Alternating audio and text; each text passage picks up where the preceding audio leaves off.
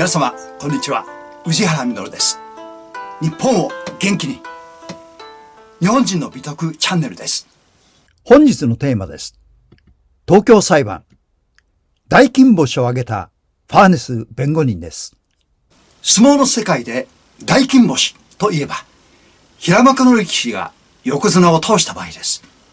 東京裁判は結論ありき、問答無用の裁判でした。しかし永久戦犯として裁かれ、重罪が確定した元外務大臣、重光守に対し、ファーネス弁護人は判決後の減刑を勝ち取りました。永久戦犯としては最も軽い禁錮刑7年の大金星を挙げたのです。本日は彼がいかに奮闘したかをご紹介します。彼は自らアメリカ、イギリスに飛んで、緻密な証拠と情報を集めました。加えて、連合国側から集まった重光を擁護する証言を駆使して、重光に有利な弁護活動を行いました。減刑の嘆願書を提出してくれるように、英国の親日派に働きかけもしました。重光は、日英開戦の時まで、駐英日本大使でした。平和の道を模索していた重光を救い出そうとする、彼ら親日派の反応は素早かったのです。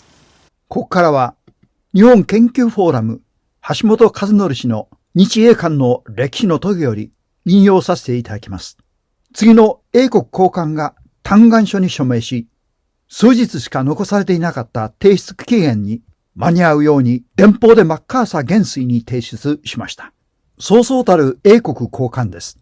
一番上のモーリス・ハンキー卿が英国議会の重鎮で中心となってまとめました。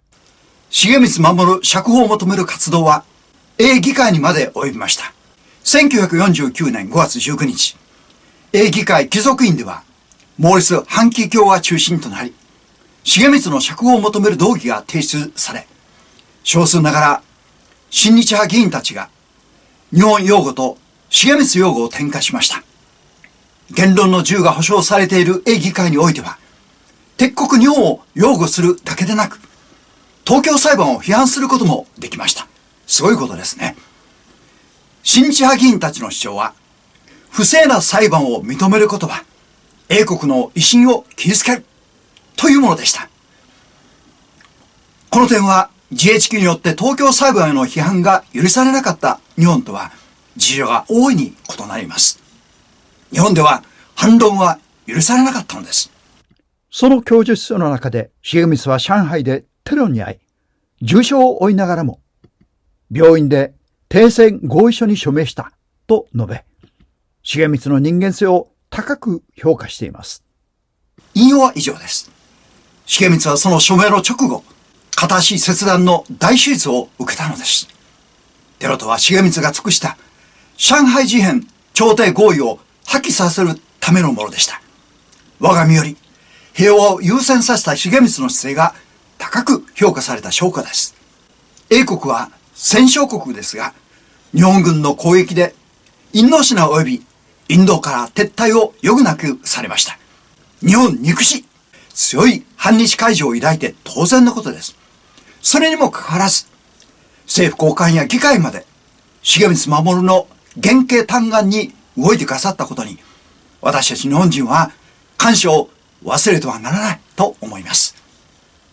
たとえ敵国であっても、不正な裁判を認めるわけにはいかないという姿勢に、さすが英国と称賛を惜しみません。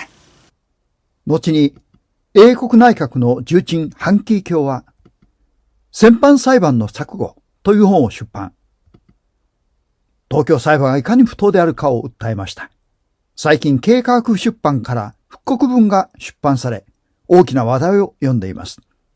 東京裁判が当時から不当な裁判であると、世界が認めていた決定的証拠です。1956年、重光外相は国際舞台に復帰し、盛大な拍手で迎えられました。誰もが彼の冤罪を信じていたのです。国連で演説した彼は、次の言葉で結びました。日本はある意味において、東西の架け橋となり得るのであります。このような地位にある日本は、その大きな責任を十分自覚しておるのであります。この言葉は新渡戸稲造が日米戦争を何とか回避しようと奮闘した姿とあまりも似ています。新渡戸稲造の生涯の夢は、我願わくば太平洋の橋となら。平和のため、生涯を捧げた多くの先人たちを誇りに思います。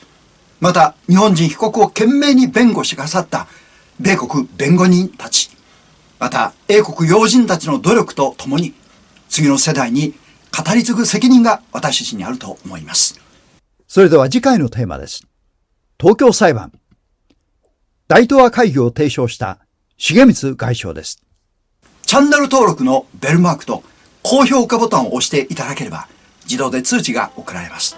本日は最後までご視聴いただき誠にありがとうございました。日本を元気に。